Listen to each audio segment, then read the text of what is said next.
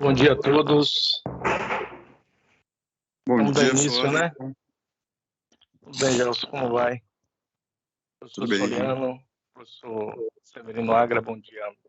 Bom dia. Hoje eu vou estar à frente aqui, apoiar o pessoal da diretoria de Edgar Porto, né? Eu vou dar um apoio aqui nessas discussões. Queria agradecer os professores aí terem aceito o convite, né, para essa rodada de discussão. E a todos vocês aí que estão logados aí com a gente. Espero que aproveitem bastante. Ao final a gente vai ter um momento aí para pergunta e discussão.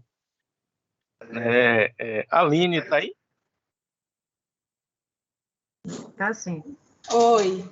Ótimo. Olá, bom dia. Não sei se todos já conhecem o projeto, né? A SEI tem desenvolvido alguns projetos. E esse projeto, né, o Pensar Bahia, é um projeto que vem discutindo diversas temáticas, né, em torno do Estado. E o Pensar Bahia ele vem justamente nesse sentido de propor ações, discutir questões, né? Existem vários temas, vários eixos que estão sendo propostos aqui no Pensar Bahia. Um desses temas é o que a gente vai discutir hoje, né? A questão da descarbonização, né? A questão climática, de um modo geral. Já houve algumas discussões sobre cadeias globais de valor, sobre logística, então são vários eixos temáticos. Quem quiser depois conhecer mais o projeto, entre em contato com a gente que a gente divulga aí todo o escopo do projeto. E aí eu queria que a Aline Santos, ela falasse um pouco mais sobre o projeto, sobre a proposta. A Aline faz parte da diretoria de Edgar Porto. Edgar ele vai entrar um pouco mais tarde, foi convocado para uma reunião de diretoria geral e possivelmente às 10h30 ele entre aí para debater com a gente. Então, Aline, por favor. Olá, bom dia. Estão todos me ouvindo? Bem? Sim. Então, eu trabalho aqui com a equipe do Direste, né, nesse projeto Pensar a Bahia, e a ideia do projeto é gerar, né, apontamentos estratégicos sobre esses temas estratégicos que estão em entrave na Bahia. Então, nós vamos contar com colaboradores, com convidados, especialistas nesses diversos temas, para que eles possam apresentar como está essas áreas estratégicas na Bahia, né? A ideia é gerar esses apontamentos, fazer uma análise transversal desses temas, para depois discutir possíveis alternativas para solucionar esses entraves. Então, contamos com esses colaboradores, né, de diversos órgãos, tanto públicos quanto privados, para gerar esse conhecimento, né, fazer essa rede de conhecimento, que depois serão postos lá disponíveis no SEI Colab, né, que é uma plataforma de comunicação colaborativa criada aqui pela SEI, para que esses pensamentos estratégicos estejam disponíveis aí para todos.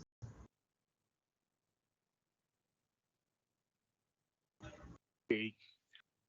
Bom, então é isso. E dentro desses eixos temáticos, né, dos diversos eixos temáticos, cada diretoria e convidados externos, eles são responsáveis, né, por cada eixo desse.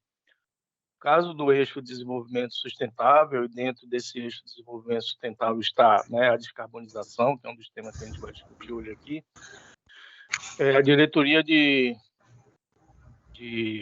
geoambiental aqui da SEI, né, ficou responsável, né, e eu faço parte dessa diretoria, né, da diretoria geoambiental, e a gente está coordenando essa parte aí do desenvolvimento sustentável, né, com esse tema de descarbonização.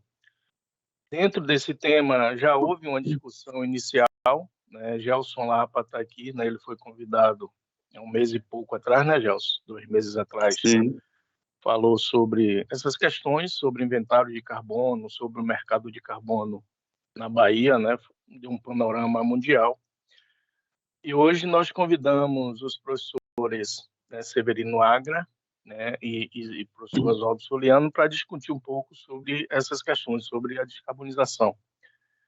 Né? O professor Severino Agra é doutor pela Universidade Estadual de Campinas, né, em Desenvolvimento e Meio Ambiente, e pós-doutorado na Universidade Nova de Lisboa, e graduado em Engenharia Química, né, pela Escola Politécnica, em 1977. Atualmente é professor associado da UFBA, no curso de Engenharia Ambiental e dos programas de pós-graduação, né, mestrado em Saúde, Ambiente de Trabalho, né, e do Departamento de Medicina Preventiva. O professor Oswaldo Soliano, ele possui graduação em Engenharia Elétrica, né, pela Universidade Federal da Bahia, especialização pela École, a escola francesa aqui é difícil de pronunciar, né? E doutorado em... Pronto.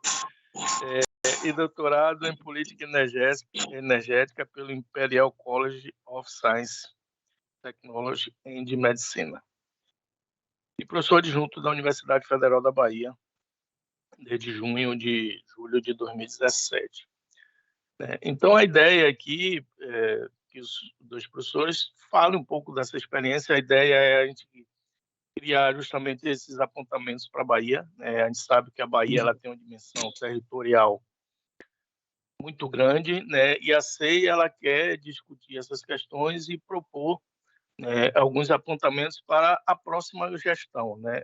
O governo, estamos em período eleitoral, né? Ano que vem será um novo governo e a CEI está propondo esses apontamentos justamente para direcionar um pouco as políticas, no caso do desenvolvimento sustentável, direcionar a política de meio ambiente para o estado da Bahia. Então, nós temos convidados aqui da SEMA, do INEMA, né, de diversos outros órgãos do estado, parceiros, né, da CEPLAN, justamente para discutir essas questões. Então, a gente sabe que alguns itens, né, algumas questões preocupantes têm surgidos aí, né, a questão das mudanças climáticas, né, dos eventos extremos decorrentes dessas mudanças. A gente está acompanhando aí Recife nessa semana e Alagoas inundadas, né, por chuvas torrenciais. Isso já é, de fato, né, essas ocorrências em função do aquecimento, né, e das mudanças climáticas que estão ocorrendo aí nos últimos tempos. E aqui para a Bahia, né, o que é que a gente pode pensar na questão da descarbonização, né? Então, aí eu passo a palavra os professores, né, para falar um pouco sobre esse tema, né, e quais são as expectativas aí para a gente sugerir para o nosso estado, né. Professores, fiquem à vontade, só avisando que a reunião ela está sendo gravada, né, se alguém tem algo contra, por favor, se pronuncie. Senão, a gente vai continuar aqui com a gravação, ok? Bom dia a todos. Professores, fiquem à vontade. A gente pode começar, né? E o professor Soliano vai aí discutindo também. Eu posso... Ok. Severino? Diga. Seria bom, já que com seu conhecimento, os dois, desse um panorama ambiental do estado da Bahia, de acordo com o conhecimento que vocês têm. Principalmente você que faz parte do CEPRAM, acompanha já algumas atividades econômicas no estado, poderíamos fazer um panorama ambiental e focar na temática. Não precisa se prolongar muito nisso que eu estou pedindo, mas seria interessante. Pois não. Talvez para contextualizar um pouco, a Bahia tem vários segmentos produtivos com questões ambientais, né? A nossa política de meio ambiente é inspirado na política nacional e vice-versa, porque a Bahia participou da construção da Política Nacional de Meio Ambiente na época, né? E, então, a política tem vários, digamos assim, vetores de abordagem. Tem o vetor institucional, que a gente levaria algum tempo aqui para discutir, que eu tenho sérias críticas sobre a maneira operacional da questão institucional, porque ela não é totalmente considerada na prática, né? E muita coisa ainda é bastante negligenciada na prática. Mas, em termos de intervenções socioeconômicas, a gente tem vários pontos importantes que a gente poderia destacar. Um é o fortalecimento da produção agrícola. Nós temos pontos frágeis que nós concentramos toda a produção agrícola nossa, de grande valor de agregado, na região do Cerrado, com a produção de soja. E temos comprometimento, uma ameaça de comprometimento e com sinais já de perigos em relação à nascente do São Francisco, que é a região de Luiz Eduardo Magalhães e Barreiras, né? Nós temos os principais atributos, contribuições a recursos hídricos da São Francisco, fica justamente naquelas águas que são privilegiadas.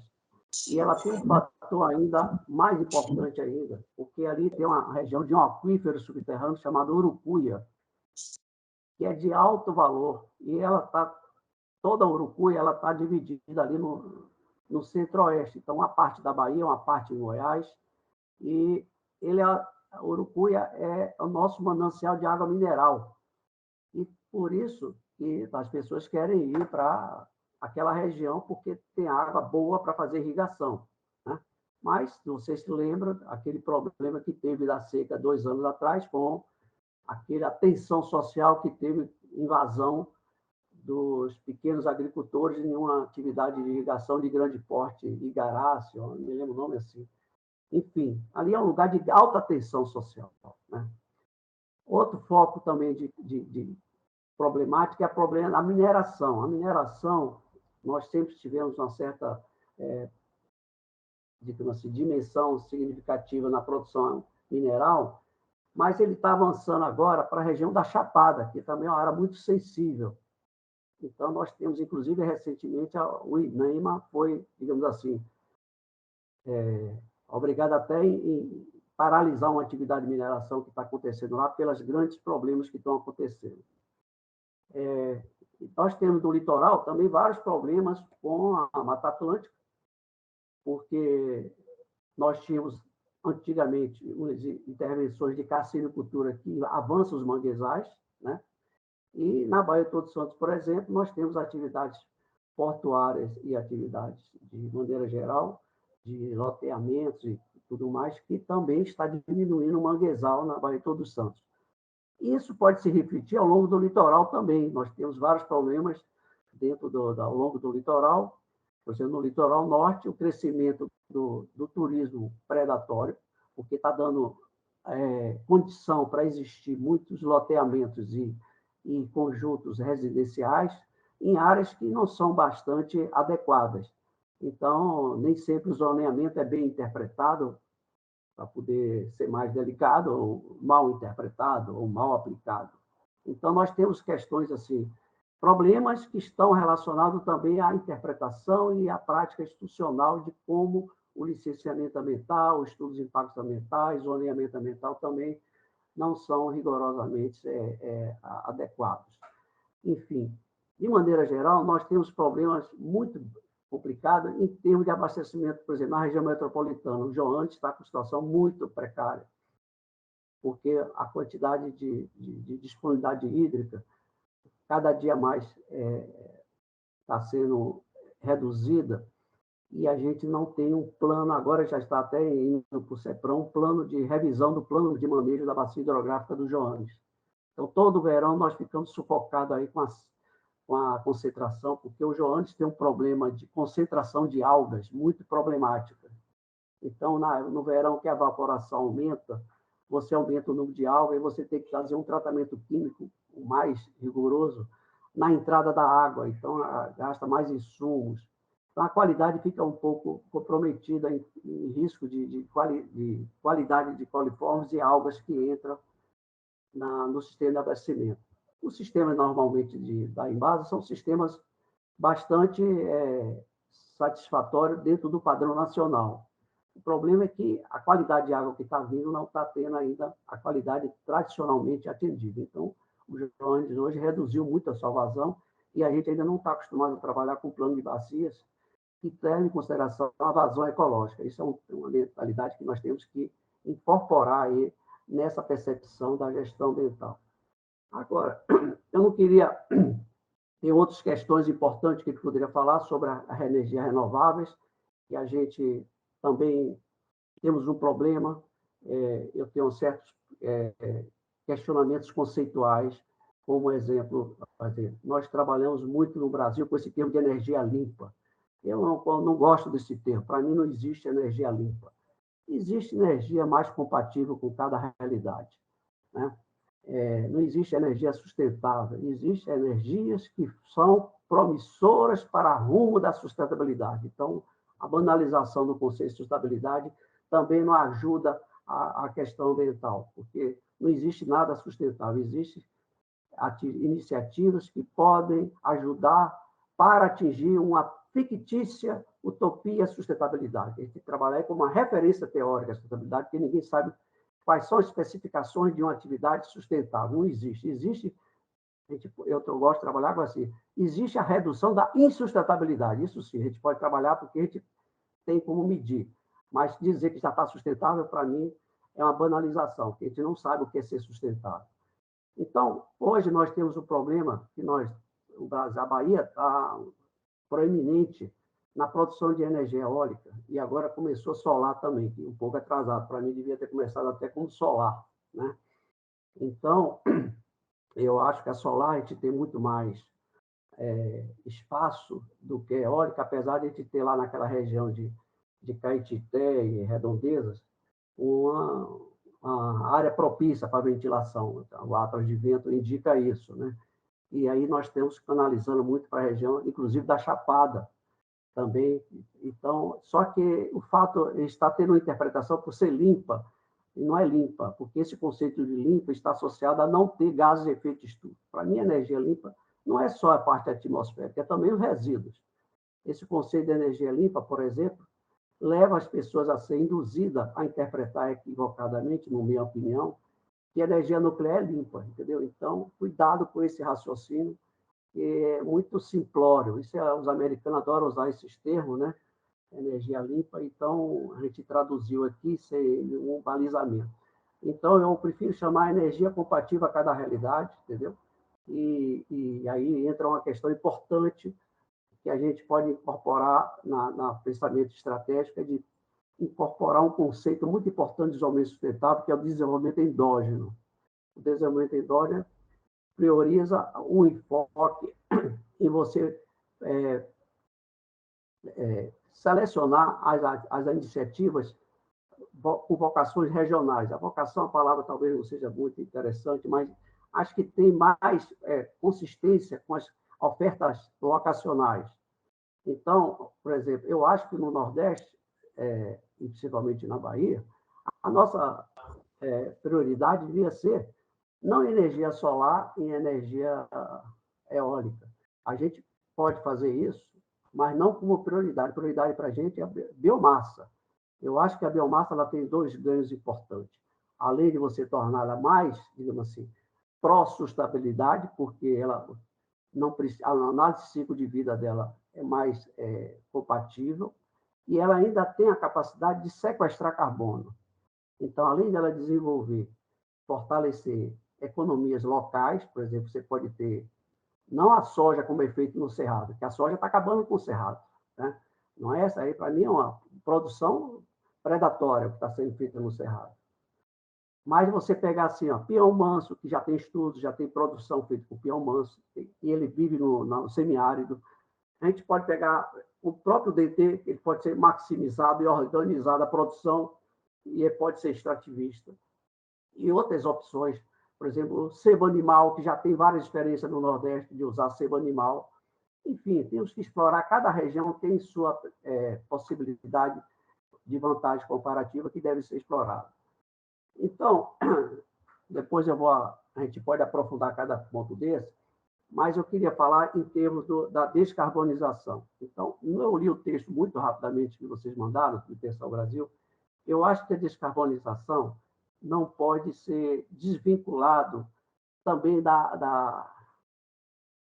no contexto da mudança climática, da adaptação. Isso também eu estou percebendo, não sei se Oswaldo também tem percebido, as discussões no Brasil estão muito em cima de precificar carbono, crédito de carbono. Eu tenho, digamos assim, uma opinião um pouco diferenciada da maioria sobre a vantagem da precificação do carbono. Ela tem algumas agregações que podem ser possíveis, mas a gente não está pegando o fundamental, está pegando, para mim, a beirada. Eu acho que a gente tem que se concentrar mais, por exemplo, para você fazer energia solar, energia eólica, você precisa de mineração. Então, não nada de ciclo de vida, ele tem uma desvantagem enorme com biomassa. A outra coisa que nós estamos concentrando em inventário de gás de efeito de estufa, a gente tem que se concentrar mais aqui também na adaptação. Então, eu acho que a gente não deveria focar a descarbonização isoladamente, deveria colocar que uma coisa transversal é a mudança climática, de maneira geral. Porque você tem que colocar não só mitigação, que seria a descarbonização, mas também adaptação aos nossos problemas aqui no Nordeste, problemas que a gente viu em Pernambuco, que viu em Itabuna, tudo é adaptação climática. Essa, para mim, está muito frágil ainda a abordagem. Não sei se Soliano aí tem acompanhado essas coisas e tem alguma informação melhor do que a minha, que ele está mais concentrado nesses assuntos. Eu sou um curioso, estudioso, mas ele tem sempre mais informação do que eu. Eu acho que a gente tem que se concentrar mais na adaptação. E para fazer a descarbonização, a gente precisa também já ter um inventário. Eu sei que tem uma iniciativa do governo, já foi no ano passado contratado aí alguma instituição para fazer o inventário de gás de efeito de estufa da Bahia. Eu não sei se já está concluído, se vocês têm alguma informação. Mas aí a gente precisa desse inventário, porque o projeto, normalmente, não sei se vocês estão querendo fazer um estudo de caminhos para a descarbonização no estado da Bahia, ou coisa parecida, a gente precisa ter digamos assim, o nosso NDC, não sei se vocês conhecem, o Plano Nacional de Mudanças Climáticas, tem um compromisso de redução de gás de efeito de estufa especificado, que na sigla do jargão aí chama NDC, nível determinado de contribuição, coisa assim. Então, esse NDC, a gente precisa fazer o NDC da Bahia, quer dizer, qual é a nossa promessa de redução, né? No caso do Brasil, nós, por exemplo, precisamos reduzir mais de 20 mil toneladas. A gente precisa saber qual é a capacidade nossa de redução, qual é o compromisso que o Estado da Bahia vai associar na redução, qual é a carga de redução que a gente vai, digamos, assumir, e essa carga tem que ser distribuída pelos setores geradores. E a gente tem que ter esse inventário, fazer quem está mais gerando gás de efeito de estufa, é o setor de energia, é o setor de transporte, é a indústria, é mudança de uso do solo, é resíduos urbanos, enfim, são os principais segmentos, geralmente, que os estudos trazem. E a gente vai ver para cada segmento as possibilidades, as potencialidades de mitigação de gás de efeito de estufa. Naturalmente, trabalha com gás de efeito de estufa, mas carbono equivalente, porque para a gente, por exemplo, é importante a gente incluir o biometano, né? Que é o aproveitamento do metano de aterro sanitário, como é o nosso aterro metropolitano, aproveita aqui o metano e é transformado em energia, e aí transforma, porque o metano é 20, alguma literatura chama de 21 vezes, outros chamam 25 vezes maior do que o CO2 em termos de absorção de gás de efeito de estufa. Absorção de gás, não, de absorção de calor, né? Então, o metano é também uma prioridade importante para o Brasil, e a gente precisa ver isso, por exemplo, na área de tratamento de esgoto doméstico, tem geração de metano. Então, a gente precisa ver como pode reduzir gás de efeito de estufa em algumas estações, mais estações de tratamento só de grande porte, por exemplo, a CETREL no polo petroquímico, tem uma margem muito grande de redução, porque para você fazer o biometano, você tem que ter concentração de matéria orgânica. Então, se você vai no interior e tem uma lagoa de estabilização, não tem geração de gás de efeito estufa significativa. Então, depende da densidade de esgoto gerado. Então, mas na hora, com certeza, no Brasil inteiro, independente de a gente ter ou não inventário, eu tenho certeza que a gente vai ter que atacar transporte, por exemplo. Temos que atacar transporte como setor. Mas qual é o limite que nós temos que reduzir? Qual é o compromisso que nós temos que adotar para reduzir a emissão de gás de transporte, com o uso de alternativas de combustíveis, né? Se vai ser carro elétrico, se vai ser VLT, ou, enfim, tem várias questões a ser discutidas. Se você pegar os estudos nacionais que estão disponíveis aí, por exemplo, na área da indústria, se concentra muito em alguma atividade que usa muito energia. Geralmente, no Brasil, a siderurgia sempre é focada, mas não sei se no caso da Bahia é o caso, entendeu? Então, para cada estado tem sua particularidade. Para saber qual o caminho que se vai fazer para cada setor, aí há os pontos que nós temos capacidade de promover alguma redução de emissão de gases de efeito estufa. Isso, de linhas gerais, é o que eu queria introduzir para, então, gerar algum tipo de pergunta que a gente possa evoluir. Então, eu passo aí para Oswaldo complementar, com certeza eu esqueci de falar alguma coisa, Oswaldo.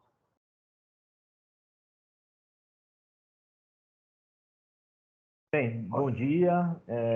Gostaria de agradecer esse convite, da sugestão de Severino e o convite da parte da SEI, da gente poder conversar. Realmente é um tema que me é extremamente grato, né? Eu trabalhei já há muito tempo com essa questão da mudança climática e tive a oportunidade, há muitos anos atrás, de participar do Fórum Baiano não sei se ele existe ainda, se foi reativado, Fórum Baiano de Mudança Climática e Biodiversidade, né? Ele existiu durante um bom tempo. E aí você tinha algum tipo de discussão, né, sobre possíveis ações a serem feitas no sentido da descarbonização, né? Enfim, e como Severino falou muito bem, da eventual adaptação também. E depois tivemos a oportunidade de, patrocinados pela Embaixada Britânica, via ICLEI, de fazer a primeira versão do inventário de emissões de gás de efeito estufa da Bahia, né? No qual só foram tratados, na época, só 2 setores, né? Os recursos só foram suficientes para trabalhar o setor industrial e o setor de energia, né? Não tivemos a chance de ver os outros 2 setores.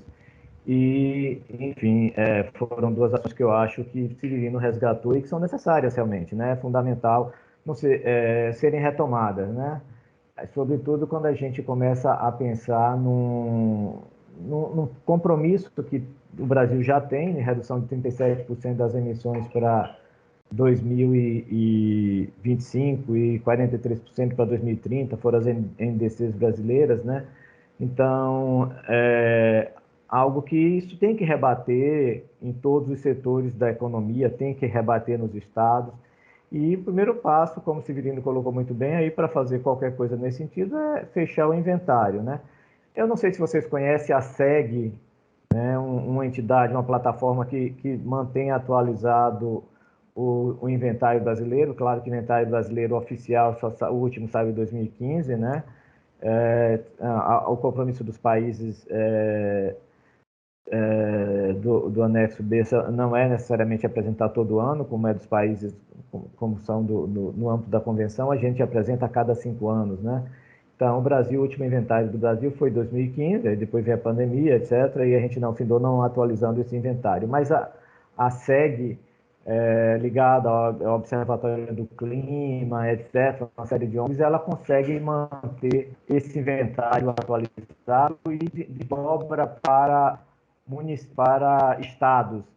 Não sei se vocês conhecem aí, eu abri até aqui, não sei se eu posso compartilhar, como é que eu posso compartilhar aqui? Aqui isso. Posso tentar compartilhar? Eu estou autorizado? Pode ser, professor. Do lado do microfone tem uma setinha aí, compartilhar. Então essa aqui, eu acho que é isso aqui, já apareceu, talvez. Deixa eu compartilhar a tela. E apareceu aqui. Apareceu um gráfico? Já está sim. Já está o Então, gráfico. aí, então vocês veem aí o gráfico da SEG, qual os níveis de emissão do estado da Bahia, né? Que tem um perfil parecido com o do Brasil, né? De uma forma ou de outra, o nível de emissão quase, não chega a ser um terço, mas a maior parte está ligada à mudança do uso da terra e floresta, né? Enfim, desmatamento, etc. Então, a Bahia, a principal emissão da Bahia, segundo esses dados, vem realmente da mudança do uso da terra, o que está em verde aí. Segunda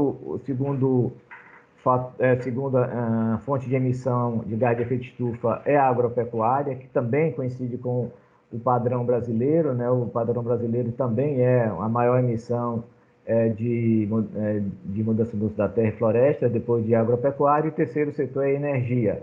Aí, nesse setor, o Brasil tem até uma maior participação do que a Bahia tem maior do que no Brasil, né? Então, ela tem um pouco menor de mudança do uso da terra e tem mais de energia. E aí a gente tem ainda resíduos e processos industriais. Então, esse é o padrão, realmente coincide também um pouco a retomada das emissões a partir de 2019, né? O desmatamento cresce também. Enfim, esse é não preciso mais me manter aqui tem inclusive valores, etc. Enfim, esse é algo que é feito a partir de dados muito secundários, são extrapolações que eles fazem e precisam realmente serem aprofundadas, né? E eu acho que aí é o papel fundamental do fórum nesse sentido, né? Desculpe, do inventário, né? Eu acompanho realmente mais o inventário de Salvador, eu acompanhei, e Salvador também refez seu inventário, né, recentemente, né? Foi contratada uma consultoria, a Way Carbon, e ela refez o inventário, né? Existia um inventário mais antigo, tem um mais atual, e realmente em Salvador as emissões estão focadas em 3 grandes áreas, né? Que é a maior parte significativa, não me lembro assim os números, eu podia ter aberto aqui, mas algo como 60% quase transportes, na verdade. Depois você teria eletricidade, produção de energia, né? E basicamente a eletricidade, conteúdo de emissão que nós temos no uso da nossa eletricidade, e depois resíduos, né? Então agora como é que eu saio daqui? Quero voltar agora para a minha plataforma, volto para cá. Volto para cá. Então, acho que o primeiro passo, Severino colocou aí, parece que, como ele mencionou, o Estado tem caminhado nessa direção. Segundo, algum tipo quando feito o inventário, você tem que rebater, como o Severino colocou, nos compromissos de redução de emissão. E isso tem que ser de uma forma muito participativa, com os setores produtivos, né? Então, a figura de um eventual fórum de mudança do clima, ou seja lá que nome se dê, realmente é fundamental para ouvir quais são os níveis de emissão, conhecidos níveis de emissão, você poder conjuntamente fazer o que, como o Severino mencionou, uma NDC baiana, né?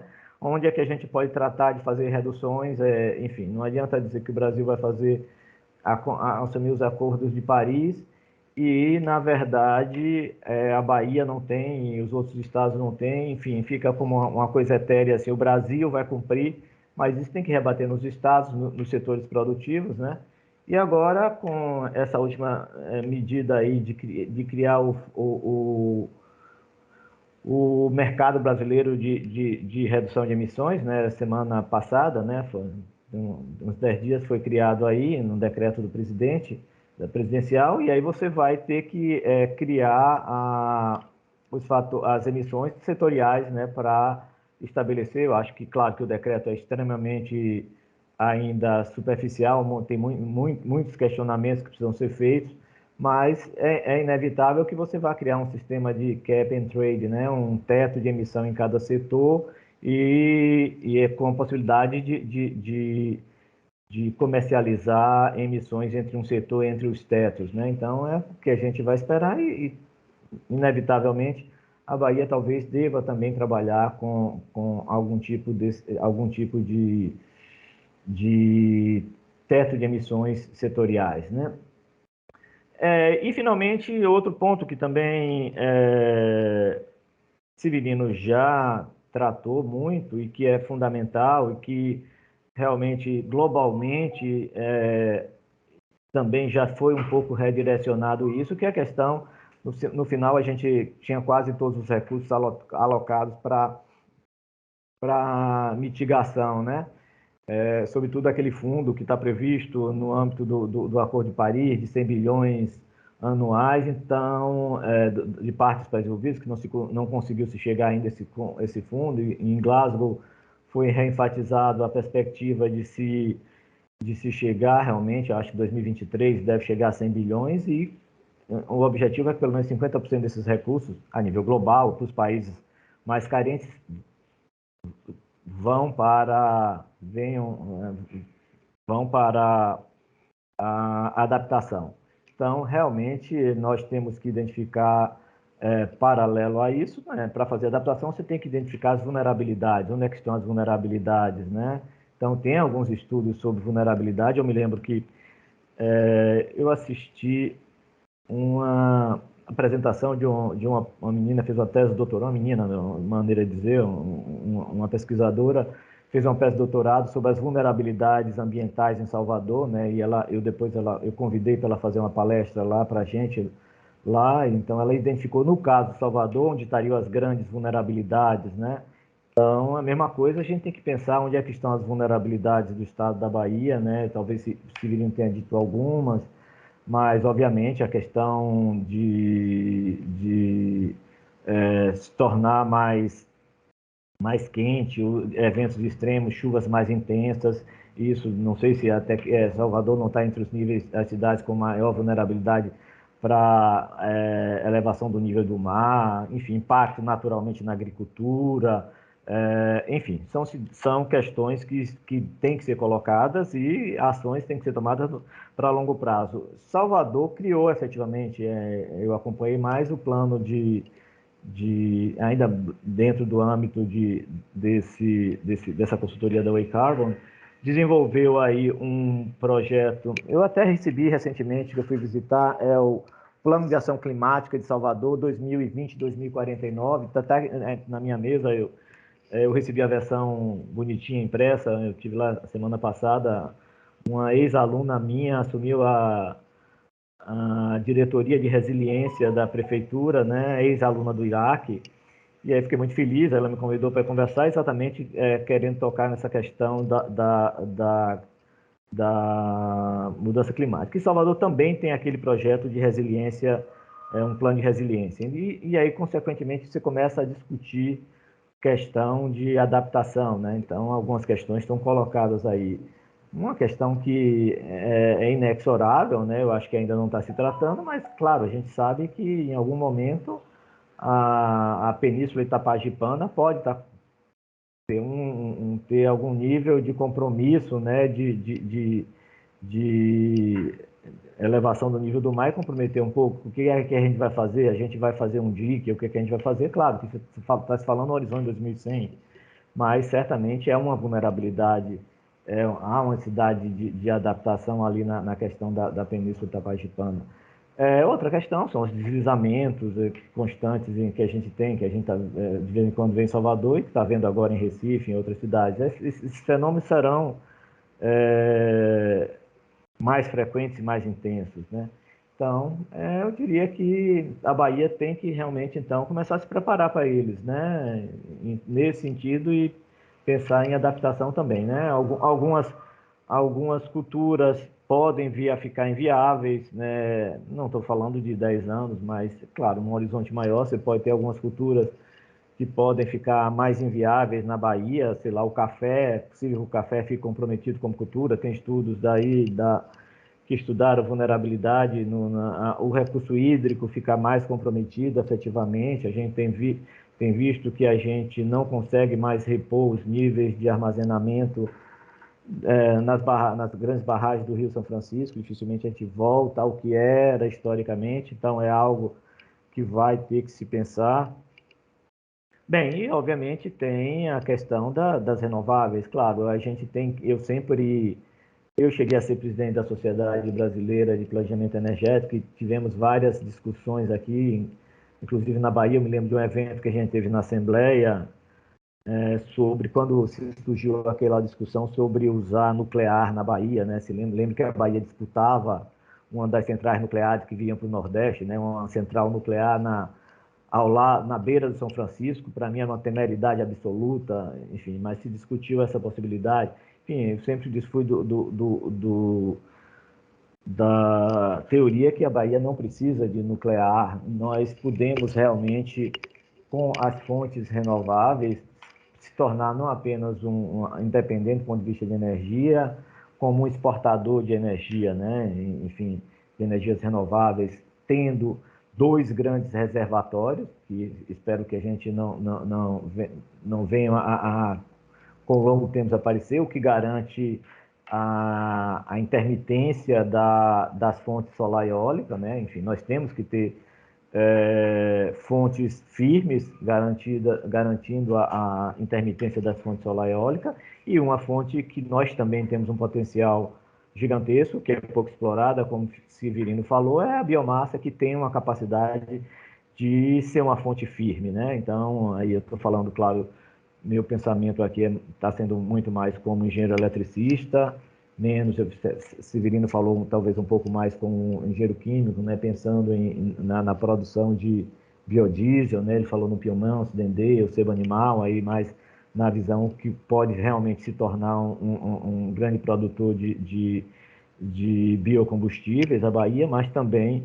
na produção de garantir uma energia firme, né, que, claro, pode findar no Brasil, pode ser que essa energia firme vai findar parando, sendo no melhor dos cenários, né, não no pior deles, sendo gás natural como combustível de transição, né, como backup de energia firme, se a gente começar a perder o potencial de armazenamento das nossas hidrelétricas. Claro, e aí tem que se pensar na biomassa como fonte firme de energia. Bem, então acho que está pouco pensado ainda, né, a biomassa.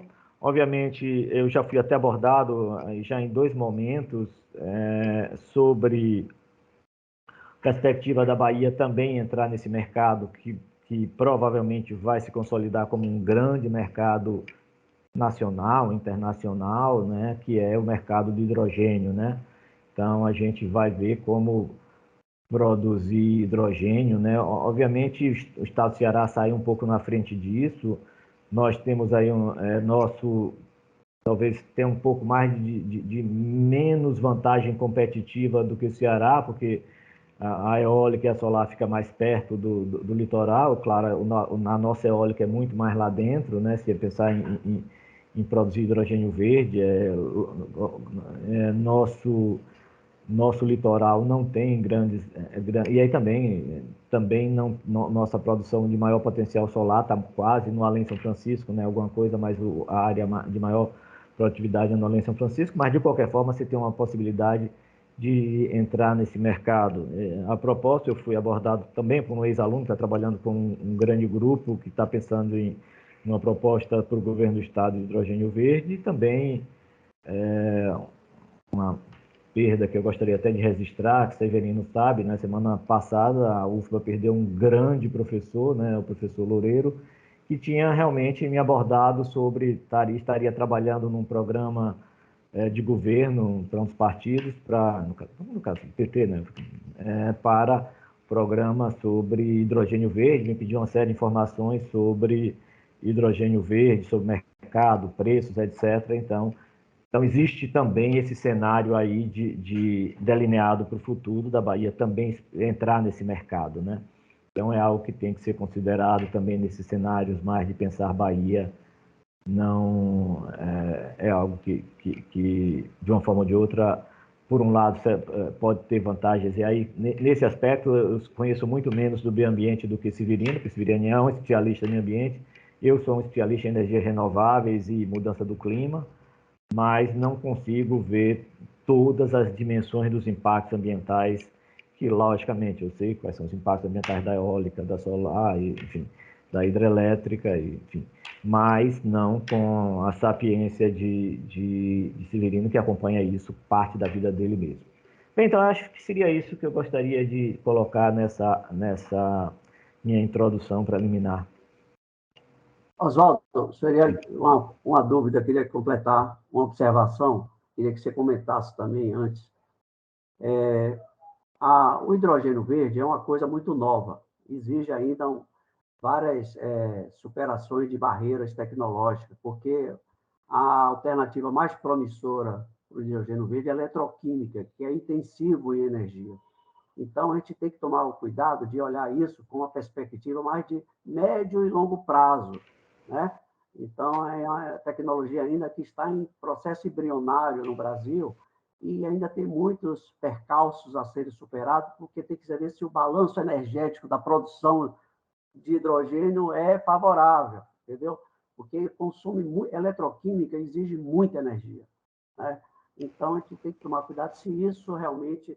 Agora, como processo de pesquisa de médio e longo prazo, a gente tem que alimentar, mas não com uma solução que a gente tem aí no prazo mais de 10 anos. Eu acho que a gente não teria disponibilidade de ter uma tecnologia desse tipo com disponibilidade de escala com hidrogênio verde. Existem muitos ainda, eu tenho várias informações sobre hidrogênio verde que precisam ainda ser solucionados. Mas é uma coisa que pode se preparar, porque o hidrogênio ele tem um problema, como ele é altamente inflamável, ele tem que ser produzido no local. Exatamente. Né? Então, ele não pode ser transmitido de um lugar para o outro assim, né? O metano já se resolveu, você consegue fazer navio. Você pode transformar o metano em líquido e depois tornar gás de novo. Então, a gente até tem uma estação aqui na Baía de Santos disso. Mas o hidrogênio não. O hidrogênio tem que ser produzido do lado da fonte consumidora. Então, é só para deixar esse lembrete. Obrigado. Claro que todos esses pontos que você colocou são pertinentes, obviamente. Claro que o hidrogênio hoje já tem algum uso industrial, né? Tem uso industrial. O setor energético é uma das perspectivas, né? Quando se fala em descarbonização do setor de transportes, quando você pensa em descarbonização no setor automotivo, passa para as baterias, íons de lítio, etc. Mas no setor pesado, no setor de transportes, claro que nós temos alguns gargalos de descarbonização, o setor de aço é um gargalo, o setor de cabotagem é um gargalo, o setor de setor de aviação é um gargalo, obviamente o setor de transporte pesado, os cenários que se colocam como a melhor solução seria eventualmente o hidrogênio, com todos os problemas que Severino falou. Eu acho agora está sendo, inclusive no Brasil, agora que vai se fazer uma primeira planta de hidrogênio no âmbito de uma cooperação com o governo alemão, e vai ser um projeto conjunto das universidades de Santa Catarina e Federal do Rio de Janeiro, né? E exatamente o Rio de Janeiro está envolvido com toda essa parte dos electrolyzers, dos eletrolisadores, né? Que efetivamente você tem uma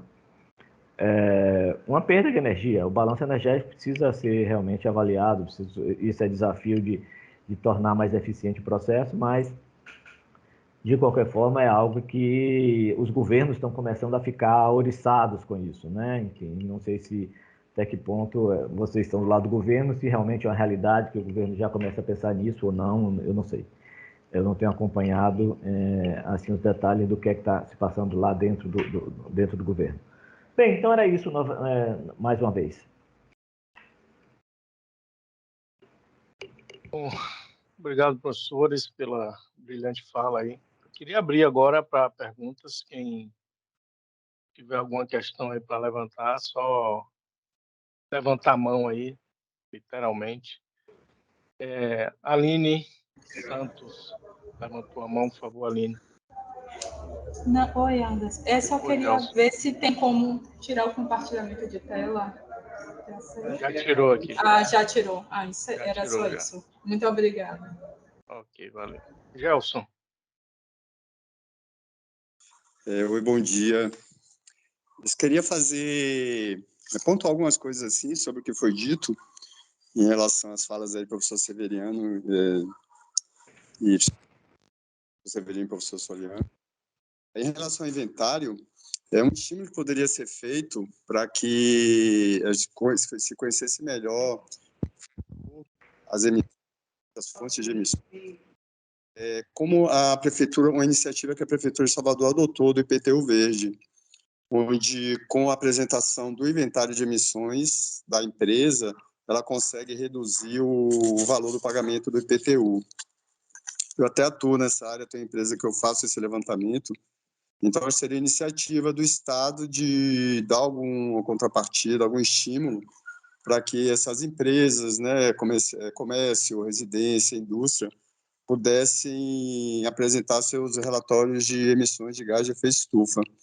Acho que seria uma iniciativa bastante interessante para a gente conhecer melhor, desenhar melhor esse perfil, né, do que está sendo emitido no Estado. Em relação à energia, um outro estímulo também que o Estado poderia fazer é a microgeração, um estímulo à microgeração, tanto eólica quanto solar, nas residências, no comércio, na indústria. Isso tem um potencial muito grande, né, de reduzir as emissões relacionadas ao escopo 2, de energia. E teria algum tipo também não sei como poderia ser feito, mas algum tipo de estímulo, de financiamento, para poder facilitar, né, que chegue essa tecnologia a esses locais, né? Tanto aumentar o número de residências, que já vem crescendo muito isso, né, em todo o Brasil, em todo o mundo. E em relação à questão das fontes de emissões, inclusive aqui no Brasil, uma coisa que eu queria pontuar, eu sei que é difícil atuar nessa área, mas só para a gente também começar a considerar isso, levar isso em consideração quando a gente fala de mudança climática e as principais causas. Aí eu coloco como a principal causa o consumo de carne, porque quando a gente vê que mudança de uso do solo e agropecuária são as principais fontes de emissão, quando a gente vai estudar a mudança de uso de solo, a principal fonte, a principal causa dos desmatamentos, principalmente na Amazônia, para plantio de soja e para pastagens, que é para alimentar o gado, né, para atender ao consumo de carne, a demanda de consumo de carne. Então, é uma questão que já vem, sempre marginalizada na discussão de mudança climática, mas já vem sendo pontuada em algumas falas, algumas apresentações por alguns especialistas. Tem que se pensar em alguma coisa a fazer sobre isso, como abordar essa questão, porque essa é a principal fonte de emissão. Como a gente pode chegar nisso? Um estímulo na redução do consumo de carne, atuar de uma forma que se reduza os passos, ter uma maior produtividade. Ou seja, eu acho que isso é uma questão bem interessante que a gente precisa começar a pensar em como atuar, porque, na verdade, é a principal fonte de emissão mundial aqui no Brasil também, e como o professor Soliano colocou, o levantamento aqui na Bahia também mostra que é muito grande essa fonte de emissão. Então, era isso que eu queria falar. Ok, Gelson. Obrigado, hein? O professor quer responder a questão de Gelson?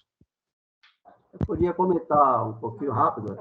Todas essas iniciativas que o Gelson falou, claro que podem ser analisadas quando a gente primeiro tem que redefinir qual é a meta que a gente quer para cada setor, entendeu? Então, por exemplo, o IPTU Verde, por exemplo, eu conheço de perto, tem até um trabalho de pesquisa feito por uma estudante minha. O IPTU Verde ele não pega grosseiramente a emissão de gás de efeito de estufa, ele pega outros aspectos. Tem várias coisinhas que precisam ser ajustadas no IPTU Verde. No caso, tem um trabalho que a gente promoveu sobre isso, e que não leva em conta, por exemplo, o polo de tráfego que gera cada empreendimento. Então, existe muitas aquelas coisas mais convencionais de usar aproveitamento de uso de água de chuva, usar materiais mais reciclados, coisa mais...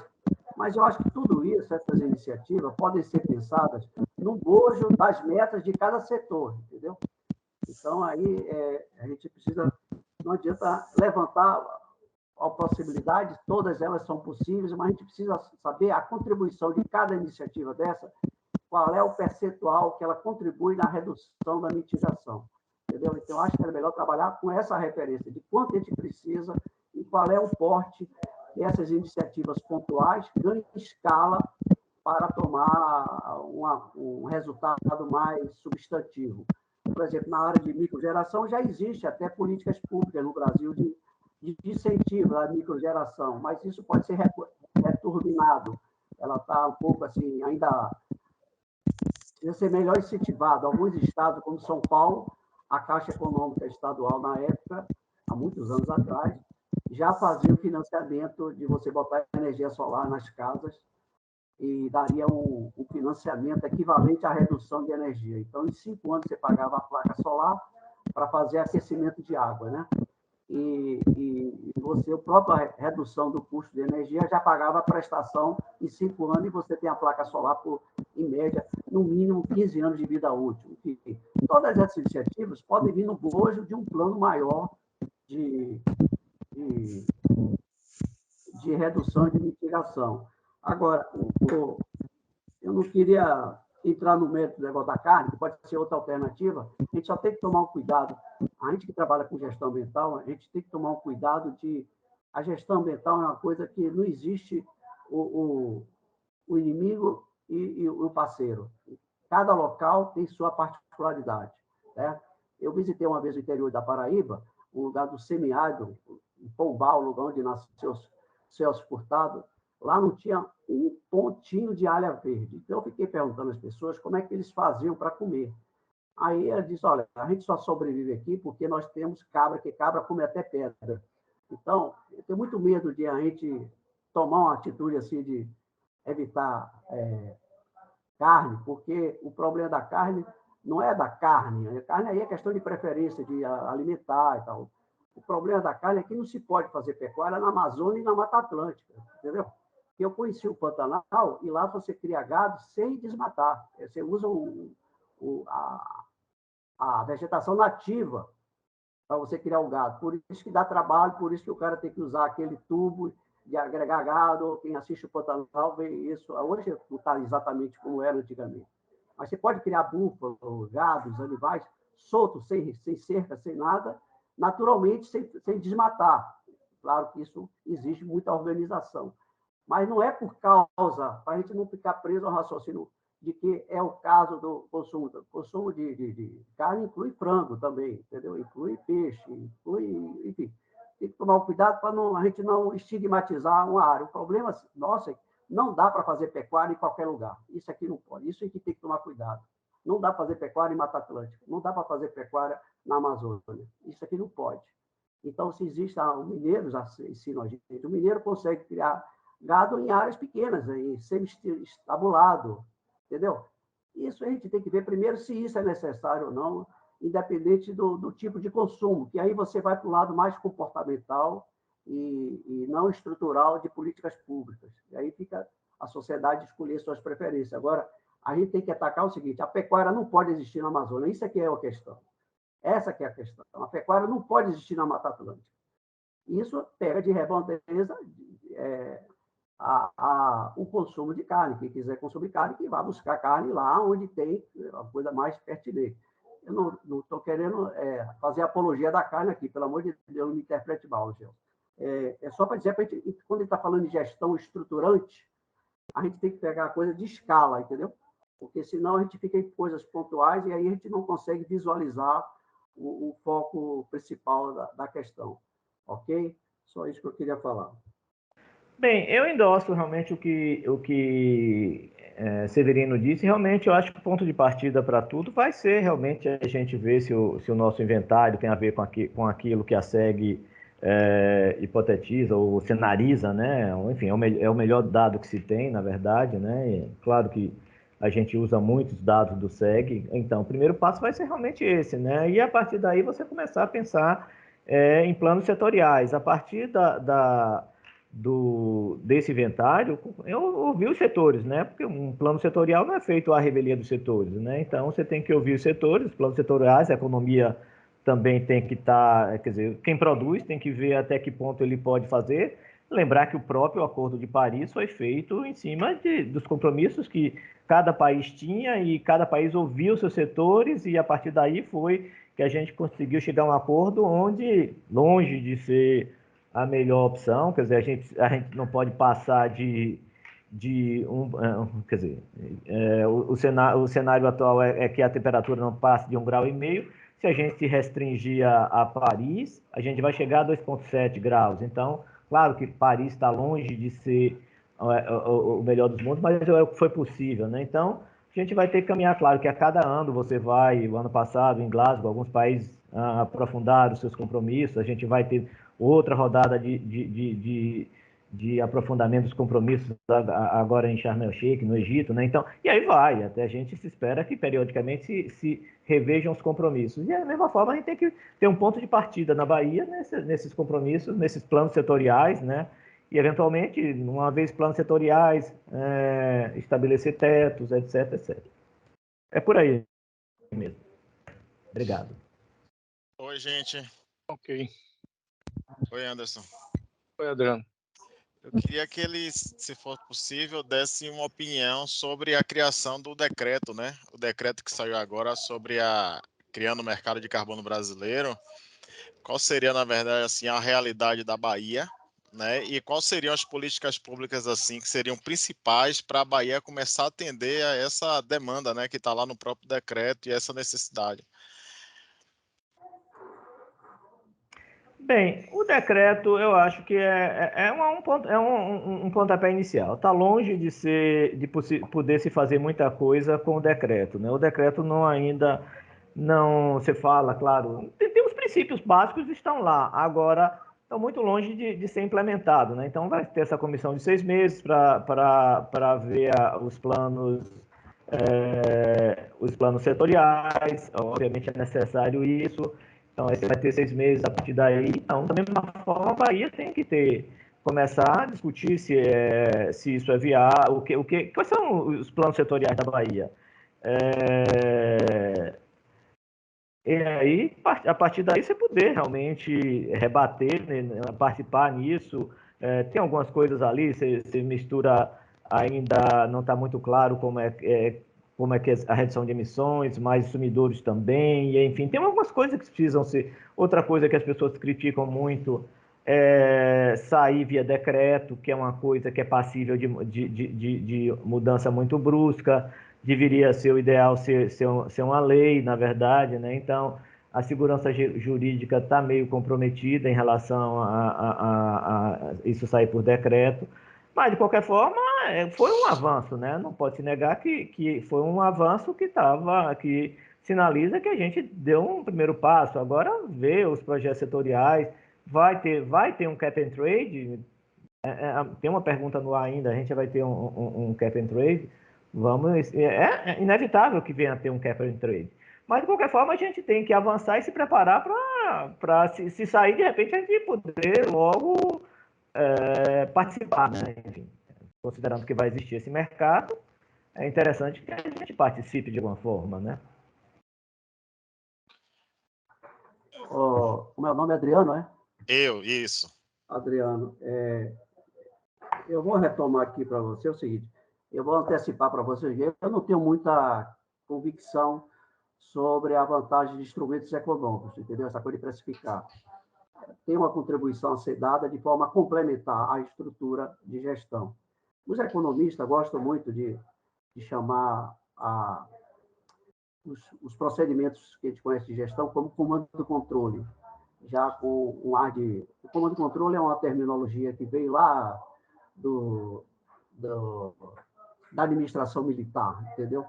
E depois a administração se apropriou desse tipo de termo, e na maneira que os economistas usam, ele bota um ar pejorativo. Eu acho que comando e controle é onde existe Estado, tem que ter comando e controle, porque o comando e controle faz parte do sistema democrático de você dizer o que quer controlar e como você vai dar transparência. E eu chamo regulação direta e regulação indireta. Então, A gestão convencional que a gente conhece é uma regulação direta, né? É o licenciamento, a avaliação, os zoneamentos, os padrões. Há instrumentos econômicos, para mim, regulação indireta, que são regulações que induzem para você obedecer. Mas se você não funciona, se você pegar os colegas aí que trabalham muito com isso, o Sérgio Margulli, o que eu conheci, já trabalhamos um pouco junto, do IPEA, já fui do IPEA, o Ronaldo Ciroa, foi meu colega, meu professor também no mestrado, que eu fiz o mestrado na COP, na área de planejamento energético. Então, o Emílio Larroveri foi meu orientador, o Soliano conhece essa turma toda aí, a turma. Isso. É o gueto da energia. Então, a gente tem que tomar cuidado, a precificação é uma coisa muito complicada, porque aí deve ter alguns economistas, porque a precificação trabalha no instrumento econômico com a taxa de valor de desconto do futuro, a taxa do futuro, é um hipotético e fictício. Então, na estabilidade econômica é muito difícil. Mas, de qualquer maneira, existe, como diz o Ciro, sempre, com todos os erros que existem, ela traz um subsídio importante para o tomador de decisão, né? Mas ela tem que complementar a regulação direta, ou seja, só existe precificação adequada se tiver uma gestão pública adequada. Se você não tem o Estado organizado, isso vai dar confusão, entendeu? Então, a regulação direta é bem-vinda, IPTU verde, ICMS ecológico. ICMS ecológico até gosto mais, né? Todos esses instrumentos econômicos são bem-vindos de forma a complementar a gestão da regulação direta do Estado, entendeu? A gente tem que fortalecer que o Estado seja eficiente, no sentido efetivo, no sentido público, no sentido republicano, né? Não é de ter produtividade, no sentido clássico, né? É o sentido produtividade dentro das demandas sociais. Então, precificar é uma coisa complicada. Por exemplo, para cada setor desse, você vai ter que dizer, por exemplo, nós temos uma experiência que não podemos jogar fora, que já houve uma tentativa disso, antes do Acordo de Paris, teve a experiência do Protocolo de Quioto. O Protocolo de Quioto, até a iniciativa brasileira, criou um mecanismo de desenvolvimento limpo, o MDL. E os estudos que a gente tem acompanhado, alguns colegas até orientaram dissertações interessantes, o Célio, lá da administração, mostrando que ele se concentrou em coisas muito assim objetivas. O nosso mecanismo de desenvolvimento limpo, o que é que dizia no Protocolo de Quioto? Que você poderia compensar, por exemplo, a França usou a tecnologia de aproveitamento do biometano no aterro metropolitano, e aquela redução de gás de efeito estufa que a gente reduziu no aterro metropolitano de Salvador, entrou na contabilidade da França de redução. E quando a gente viu o perfil, só caiu em aterro e coisas semelhantes. Ela não agregou substantivamente na redução. E um mecanismo de aumento livre também criou um estigma de você postergar o problema para frente, porque você não pode pegar que o país use esses mecanismos para poder reduzir 100% da sua carga de emissão. Você tem que dar um limite. E esse limite é complicado por cada setor. Mudança de uso do solo é um critério. Energia é outro critério. E isso aqui, o decreto, que eu não li ainda totalmente o que ficou aprovado, porque houve muita mudança. Esse decreto já tem, pelo menos, que eu acompanho, mais de 3 anos, não é, Soliano? Que já está tramitando esse decreto. Então, já tem um projeto de lei, né? E tem um projeto de lei também que está... Então, isso está tendo muita mudança. Eu não sei, eu não tive tempo de ler agora mais o que foi aprovado. De qualquer maneira, eu não apostaria isso como uma solução determinante, entendeu? Isso tem que vir como complementar, entendeu? Ele é coadjuvante. Ele precisa do inventário para saber o preço, entendeu? Então, é muito complicado. Então, nada foge de a gente ter uma estrutura básica do inventário para a gente saber o setor, para poder saber o preço. Isso é complicadíssimo, gente, entendeu? Não é uma coisa simples. Mas, se a gente conseguir chegar lá, entendeu? As pessoas estão muito olhando, eu vejo muito debate, eu tenho mais de 20 webinars que eu participo aqui, o pessoal está prestando no crédito de carbono, já tem empresa, já tem cotação de preço de tonelada de carbono mundial, e no MDL também teve escritório no Brasil inteiro fazendo projeto de mecanismo de aumento limpo. Depois, a cotação do carbono caiu e ficou, todo mundo desistiu de fazer cotação. Quer dizer, a gente não pode ficar nessa gangorra de mercado. Eu tenho uma certa resistência a essa coisa de mercantilizar muito essas coisas. Mas eu observo também que ela pode ajudar. É só isso que eu digo. Eu não acho que ela pode ser determinante, mas ela pode ajudar? Pode, claro que pode, mas o Estado tem que ter uma estrutura de informação suficiente para poder balizar essas definições. É só isso que eu quero dizer. Eu não concordo plenamente com o Severino. Não vai ser, o problema não vai ser resolvido só com o mercado. O mercado é uma forma apenas de... Você vai ter que ter tetos de emissões, os caps, na verdade, e aqueles que não cumprirem vão eventualmente buscar alternativa. Mas claro que a descarbonização não vai se dar apenas com o mercado. Eventualmente você pode precisar de uma política adicional de taxação, eventualmente, né? Ou, enfim, alguns países já taxam os combustíveis, né? Enfim, é uma perspectiva de taxar e paralelamente, abrir para alguns setores que tenham determinadas metas poder, com tetos, né? Possam vir a serem ajudados no seu processo. É um mercado que funcionou muito bem para a chuva ácida nos Estados Unidos, é uma história de sucesso, efetivamente, mas, logicamente, não é o mercado que vai resolver tudo. E, claro, que ele lembrou aqui de um parceiro de sala, porque eu dividi a sala durante 2 anos lá no Imperial, foi Sérgio Margulho, parceiro de projetos infinitos, e lá para cá a gente tem trabalhado muito junto, inclusive nessa área de... fizemos um trabalho recente para o Instituto Clima e Sociedade, que é uma ONG que tem realmente feito trabalhos brilhantes no Brasil. É algo que a gente deve acompanhar, o trabalho do ICS, realmente, né? Um trabalho de qualidade, realmente. Bem, eu acho que é isso aí. Em relação ao que as empresas podem fazer para se preparar para esse mercado de carbono, como o professor Severino falou, é o inventário. Então, ela tem que conhecer o perfil, o que ela está emitindo e a quantidade, para quando for estipulado uma meta, ela ver onde se encaixa e se vai precisar ou não entrar no mercado de carbono, adquirir os créditos ou pagar pelo que está emitindo a mais, de acordo com esse mercado que vai ser criado, né, que está sendo criado pelo decreto. E um fato interessante aí, a logística que tem que ter, é que uma vez que você, para se preparar para esse mercado, você faça o levantamento, o inventário, você tem que ver a decisão de adotar as tecnologias limpas de redução de emissão agora ou não. Porque você corre o risco de fazer um inventário, achar 10 mil toneladas de emissão, aí adotar a tecnologia, reduzir isso para 5 mil toneladas. E aí, quando for exigido o seu inventário que você emite, se você já tiver baixo, aí vai ficar difícil para você reduzir ainda mais essas emissões. Então, aí acho que tem que ter, por causa desse decreto e a implementação desse mercado, você tem que ver, depois do inventário, o ponto exatamente quando você pode adotar essas tecnologias de redução de emissão, para poder se encaixar direito quando for implementado, né?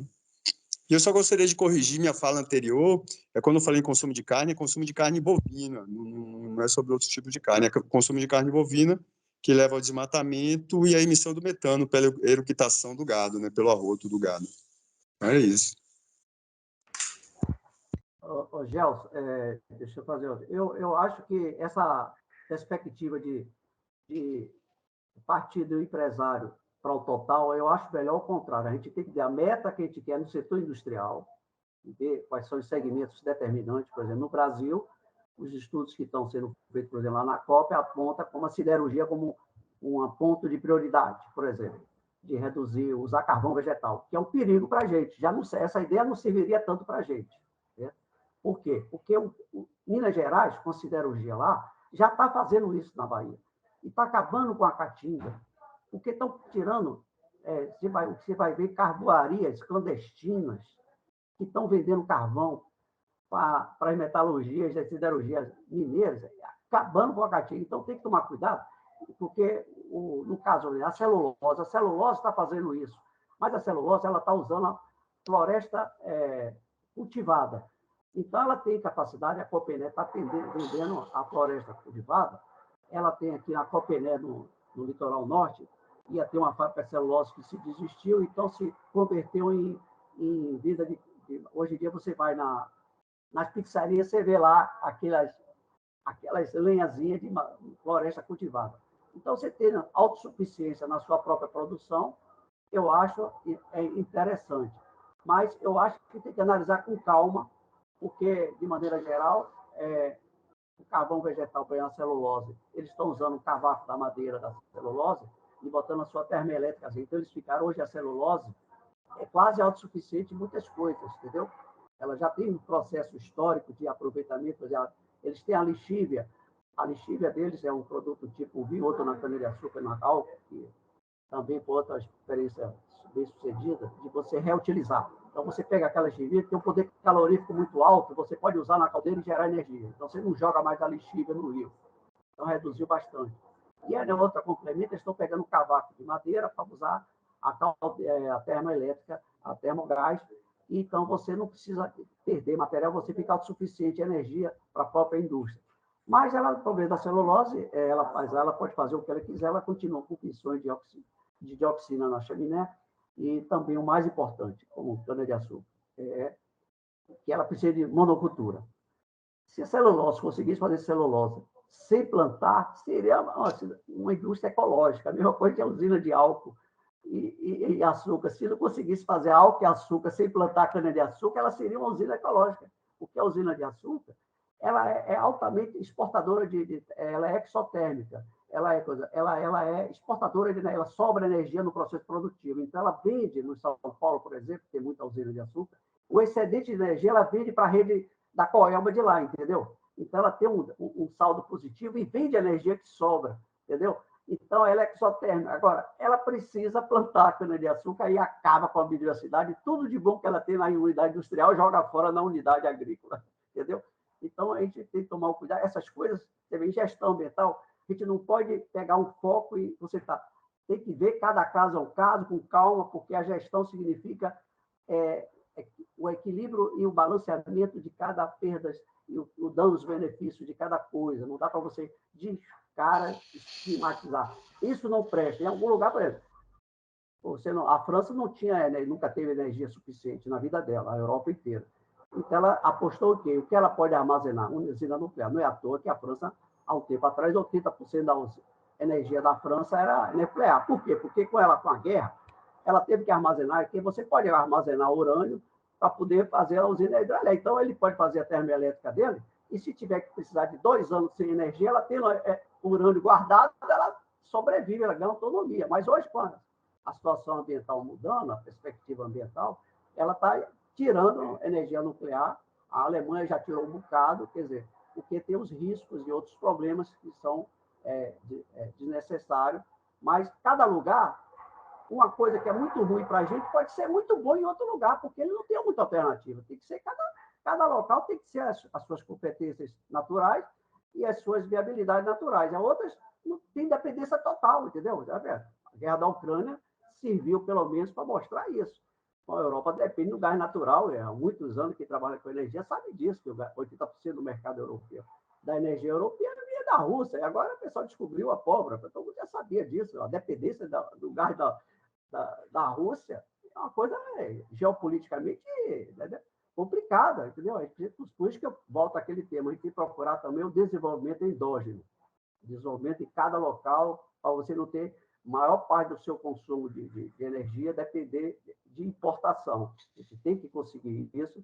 A Bahia, na década de 80, nós tínhamos a carga de matriz energética renovável mais de 50%. Entendeu? Chegamos a ter isso, mais de 50% da energia renovável na matriz energética da Bahia, na década de 80. Porque agora nós temos, ao contrário, mais 40% renovável, 45%, talvez, só eu não tenha isso de cabeça, porque a nossa matriz energética, por exemplo, tem 2 anos que não sai o balanço energético da Bahia. Entendeu? A gente está sem saber como é que está a Bahia. Não pode, o nosso amigo Aldo lá deve estar, coitado, não sei nem onde ele foi parado, ele era da infraestrutura, não sei onde está agora. Ele fazia esse balanço energético, o Leandro deve conhecer o Aldo, que faz isso há muitos anos, a gente acompanha há muito tempo. Outra questão que eu tenho é o seguinte, pelo próprio decreto, né, a gente vê que existem lá os setores, né, elegíveis, que tem lá geração e distribuição de energia, transporte público urbano, indústria de transformação em bens de consumo duráveis, indústria química fina e de base, indústria de papel, celulose e mineração, indústria de construção civil e serviços de saúde agropecuária. Diante de uma visão sistêmica, né, ecossistêmica, na verdade, é muito claro lá que um dos instrumentos dessa política em geral seria, por exemplo, os planos de bacia, né? Lá o INEMA, lá eu vejo que o comitê, na verdade, ele funciona até bem no momento de articulação e contratação para a geração desses planos como um instrumento, de fato, de gestão territorial. E eu concordo da bacia ser esse ente sistêmico que funciona, na verdade, com instrumento de gestão territorial. Mas qual a opinião de vocês sobre a articulação da sociedade, dos conselhos, das instituições, no acompanhamento do resultado desses estudos e desses planos para atender às metas que estão lá dentro do próprio resultado? Por exemplo, a partir do momento que os planos são publicados, estou falando, sei de um dos instrumentos, não de todos, mas desse, por exemplo, a partir do momento que eles são publicados, eu percebo que a sociedade não está organizada para cobrar nem por uma meta sequer que está lá estabelecida. Então, qual a opinião de vocês assim sobre essa articulação das instituições e da sociedade para atender esses resultados dos estudos? Posso começar, Oswaldo? Você está sem áudio, Oswaldo. Eu estou dizendo, por favor, isso é mais a sua cara do que a minha, essa questão. Essa cara é bem próxima, porque eu acabei de fazer um projeto de pesquisa sobre plano de bacias, aplicação de avaliação ambiental estratégica em plano de bacias, que foi o tema que eu desenvolvi lá em Portugal, no meu pós-doc, que a Europa toda é obrigada a fazer avaliação ambiental estratégica de plano de bacias, né? Então, eu fiquei lá em Portugal, Espanha, mais sediado em Portugal, porque o procedimento é uniforme na comunidade europeia. Então, a gente conseguiu pegar lá os procedimentos que eles fazem e aqui eu desenvolvi um convênio com o Embasa e com participação do INEMA sobre como fazer. Fizemos um estudo piloto sobre o Joanes, entendeu? E aí nós passamos 3 anos fazendo esse trabalho e estamos agora organizando aí uma apresentação desse resultado do Comitê de Bacia.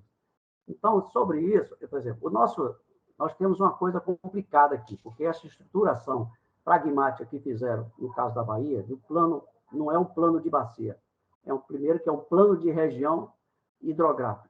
Então, você, por exemplo, o Joanes pega Joanes, Jacuípe e Iambupe. O Jacuípe, você pode até dizer que tem uma vinculação com o Joanes, porque tem transposição, um pouquinho e tal. Mas o Iambupe não tem nenhum diálogo com a bacia do Joanes. Então, mas se botaram com a questão região hidrográfica. Tá? Isso só tem sentido quando você tem, por exemplo, uma vinculação da bacia hidrográfica, elas são tão interdependentes que vale a pena chamar região hidrográfica. Mas não é o caso, foi uma conveniência burocrática. Eu entendo assim. Então, os planos de bacias, tem os comitês de bacias, que você coloca na região hidrográfica a representação da sociedade, representação do município.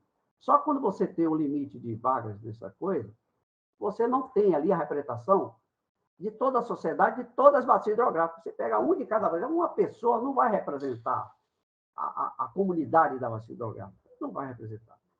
Então, nós estamos proposto que eles façam os subcomitês de cada bacia específicas, para, então, todas as pautas que forem para o comitê, passar primeiro pelo subcomitê da bacia específica, e aí você ampliaria no subcomitê de bacia a maior representação da sociedade civil e melhor qualificação da participação dos municípios, que é o pior de todos, Adriano, é a participação do município. Quando o comitê vai discutir alocação de verba de algum projeto, aí aparecem todos os prefeitos. Mas quando não é isso, some, os prefeitos nem vão para a reunião do comitê. Então, ela fica oficialmente, protocolarmente, os comitês existem, participação sociedade, formalmente. Agora, na prática, não existe, entendeu? Então, a gente tem que aceitar, cumprir o protocolo que a lei mandou, que é isso que a minha crítica institucional não é só do governo da Bahia, no Brasil, entendeu? É essa questão de você está cumprindo a lei, pronto, eu estou baseado na lei, pronto. Claro. Então, a gente tem que tomar cuidado, porque isso virou moda no Brasil. Quando você tem uma acusação de algum deputado que diz, eu estou dentro da lei. Claro, mas a lei pode estar imoral também, né? Porque nós temos várias leis imorais, né? A começar pelo imposto de renda, que é a imoralidade nacional, né? Então, só precisa dar um exemplo mais concreto que atinge o bolso de todo mundo, né? Então, o plano de bacia, você tem que ter uma coisa que as pessoas não querem entender. A gente tem que o plano de bacia não é para aumentar a oferta da água, é para gerenciar a água no território. Isso está na lei mundial, a lei mundial de recursos hídricos, que a Bahia e o Brasil adotou, é tornar a bacia como unidade de planejamento. Então, o território já é unidade de planejamento. É obrigado por uma conceituação internacional você considerar o território, e ainda é pouco, porque o território não consegue vincular a água subterrânea, porque ela sai do limite da bacia, entendeu? A água subterrânea. Mas é uma tentativa de você ter, pelo menos, uma unidade de planejamento do território da bacia, o território superficial, entendeu? Mas já é uma aproximação. Por exemplo, nosso plano de manejo da APA de Joanes não pega o Rio Joanes todo, entendeu? Já é um equívoco isso aí, entendeu? Tem que pegar a bacia e o território. Lá no caso, por exemplo, na comunidade europeia, no caso específico de Portugal, nenhum plano de bacia aprovado, se não que lá os municípios têm mais poder do que as províncias, que equivale ao nosso estado. Então, lá o município ele é uma instância decisória e deliberativa antes do plano avançar. Se o plano não tiver requisitos que o município pretende, ele não avança, ele é determinante na decisão, ele tem poder de veto, entendeu? Então, o município tem muito poder na composição desses planos. E nessas composições entra a sociedade civil, que é o que a gente é muito fraco em controle da sociedade. É isso. A sociedade é muito... A gente precisa... Eu espero que o próximo governo reveja essas questões, porque a gente está enganando a população. Está enganando a população, dizendo que tem audiência pública. A audiência pública é uma balela, é uma coisa protocolar. Você não capacita as pessoas...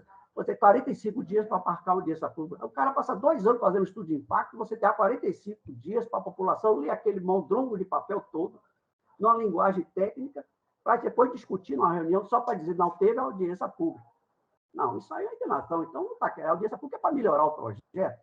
E, às vezes, o projeto está incompleto, o órgão ambiental pede complementação e faz audiência pública. Não, a audiência pública só tinha que ser feita depois que complementar a informação. Então, você está fazendo coisa mais protocolar, entendeu? Então, essa parte de controle social, desculpe minha sinceridade, mas eu espero que o governo repense essa parte. É uma fragilidade enorme que eu vejo institucionalmente na Bahia e no Brasil. Na Bahia eu sinto de perto, porque eu participo de perto, mas eu sei que os outros estados também têm isso, entendeu? Então, a gente tem que tomar cuidado para a gente não virar a boiada de Ricardo Salles, entendeu? A gente fala muito, mas depois termina, coisas semelhantes acontecem. Tem que tomar cuidado com a boiada, tá? É só isso que eu quero falar. Então, a vazão ecológica, para mim, é determinante na bacia. Obrigado. Ok. Infelizmente, a gente está chegando no horário. Eu queria só fazer um questionamento a respeito dos planos de bacia, né? Aproveitar aí a conversa. Seria possível a gente, dentro desses planos de bacia, incorporar alguns tópicos sobre inventário, né, de emissões de gases de efeito estufa para facilitar esse planejamento a nível estadual? Pode complementar. Eu acho que tem 2 coisas que podem completar o plano de bacia. Como ele é territorial, o uso do solo é fundamental. Como o dado lá que Oswaldo mostrou, o fragmento, a composição do verde ali é igual ao do Brasil. O Brasil, vocês terem ideia, até o protocolo de Kyoto, a gente não era considerado o vilão da história, porque o protocolo de Kyoto focou só no gás de efeito estufa gerado de combustíveis fósseis. Com o Acordo de Paris, acabou essa limitação, inclui tudo. Quando incluiu a mudança do solo, o Brasil entrou entre os 10 primeiros lugares. Entendeu? O Brasil agora virou vilão e é plausível porque botou mudança de uso do solo, mudança de uso da terra, como é o termo que eles usam, mudança da terra, que é agricultura, desmatamento, etc, etc. Tudo isso uso do solo. Então, quando você entra com mudança do uso da terra, para a gente aqui é fenomenal, para vocês que trabalham aí, deve ter muito geógrafo aí, o território para a gente é um parâmetro fundamental no trabalho da gestão ambiental. Você não controla o uso da bacia se você não controla o uso do solo, entendeu? Então, a gente tem que redirecionar os planos de manejo da bacia para que esteja orientado que tipo de agricultura vai ser aceitada. qual é o percentual do zoneamento que vai ser aceito, além das questões lá de você pegar do sistema de tratamento de esgoto, de você tentar tirar do tratamento de esgoto os gases de efeito estufa, que alguns são gerados em alguns casos, né? Então, tem que ver a densidade. Dependendo do porte da estação de tratamento, ela pode ser potencialmente gerador de gás de efeito estufa. Gera. Agora, tem que ver se tem densidade para você fazer o exercício de capturar, entendeu? Então, teoricamente gera, mas às vezes não dá para você fazer uma estrutura em torno dela, porque é muito insignificante a quantidade gerada, depende do porte. Então, geralmente, por exemplo, um porte como da CETREL, do polo petroquímico, com certeza tem espaço enorme para redução de gás de efeito estufa, entendeu? Claro. Então, tem isso. Para mim, então, acho que, pegando a área de vocês, geografia, que eu adoro muito, tenho muitos amigos, além da minha amiga Rita, eu sou amigo de grandes geógrafos, não sei se vocês conhecem, Antônio Carlos Robert Moraes, do Tunico, e o meu amigo Cláudio Web também, que trabalhou com o mapeamento do Atlas da Bahia, do litoral, do ecossistemas litorâneo do Brasil, né? Foi feito com o Ministério do Meio Ambiente, e quem fez todo aquele processo de metodologia do zoneamento ambiental que está no Ministério do Meio Ambiente. Cláudio Egler e Antônio Carlos Robert Moraes, o nosso amigo e falecido Tonico, amigo do Peito. Obrigado. Obrigado. Bem, eu diria só para complementando a isso, eu não entendo realmente plano de bacias, realmente não é minha área, não saberia dizer se os comitês de bacia ajudariam fundamentalmente na elaboração do inventário. Mas inventário, eu já fiz o inventário. O inventário é seguir uma receita de bolo. É um padrão estabelecido pelo IPCC e, obviamente, não tem muito... o problema, o gargalo do inventário são os dados. Assim, não é impossível fazer um inventário no setor energia se não tiver balanço energético. Então, se não tem balanço energético, não vai ter inventário de energia. Imagina se você for coletar os dados, todos aqueles dados de setor para fazer. Aí vai, sei lá, quadruplicar o preço para nem a expertise de quem faz inventário levantar todos os dados. Então, eu acho que no caso de uso da terra, eventualmente pode ser que os comitês de bacia possam ajudar realmente na coleta dos dados, os dados sejam mais efetivamente, não é algo que é uma receita de bolo. O padrão tem que ser igual para todo mundo, para que todo mundo tenha o mesmo padrão, e aí poder serem comparados. Pode ser que não seja o melhor inventário, mas é o padrão e todo mundo faz igual. Como faz igual, fica tudo comparável, na verdade, né? Então, eu não sei como é que estão esses dados aí na Bahia. Isso, eu falo isso porque o comitê, de fato, ele, como o senhor falou, está mais próximo ali da região, né? Os contatos com os produtores, né? com o sistema produtivo está mais próximo. Então, para conseguir esses dados, talvez seja melhor. E aí, quando a gente tem, né, esse inventário por bacia, a gente acaba tendo um inventário estadual, ver como é que se adequa aí para escala estadual. Então, se houvesse essa possibilidade de implementar essas ações dentro do plano de bacia, na hora que se faz o plano de bacia, é interessante, porque, né, você já tem essa informação mais detalhada, né, em função da proximidade do comitê gestor com o entorno ali da bacia. Só comentar, eu acho que o plano de bacia pode ser realmente um instrumento importante, porque se você souber, nas mudanças de uso da terra, o percentual que a gente pretende reduzir, pode sair uma política de uma diretriz pública dizendo que os planos de bacias considerem tais percentuais de redução de uso da terra, tarará, tarará. Eu acho importante, eu acho que é um instrumento válido e pode ajudar bastante se a gente começar pelos planos de bacia, se a gente tiver esse enfoque territorial com mais precisão. Obrigado.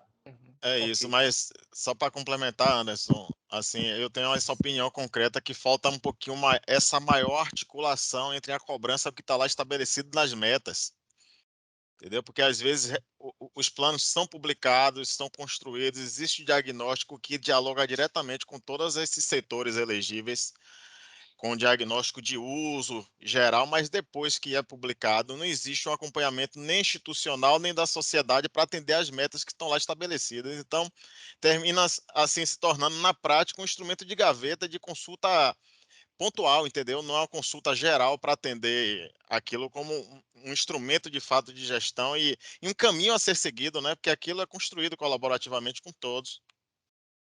Esse é o problema, né? A ideia é que se fiscalize e que o Estado corrija esse rumo, né? Não só criar uma política, criar um plano para dizer que tem e que não seja de fato utilizado. Então, isso aí é um próximo passo, um desafio aí que a gestão pública tem que melhorar. A gente, felizmente, chegamos no horário, o papo está muito bom. Gostaria de deixar aqui já o pedido de ter a contribuição dos professores em outros momentos, aí, caso a agenda se proponha, né? A gente pretende dialogar mais sobre esse tema, né? A ideia do Pensar Bahia é justamente isso, trazer outras informações, né? Trazer especialistas da área para discutir temas específicos. E chegando o momento aí, a gente vai solicitar a audiência dos professores novamente.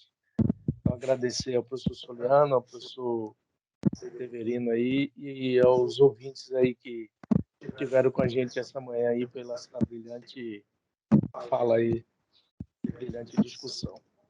Obrigado. Rita, quer falar alguma coisa aí? Pessoalmente, agradecer a Severino e a Soliano, uma dupla perfeita aí, fizeram um meio de campo bom, né?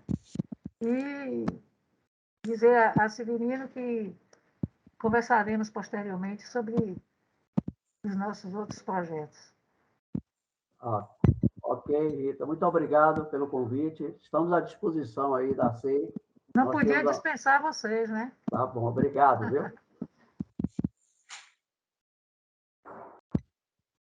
Está desligado, professor Soliano. Seu microfone. Pronto, ligou.